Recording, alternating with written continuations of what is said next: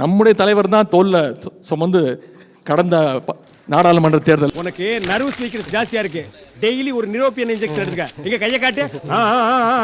Injection கையில போட முடியாது, மருந்து உடைச்சு வாயில ஊத்திக்க. ஏற்கனவே செஞ்ச பணிகளை இன்னும் வேகமா செய்வோம்.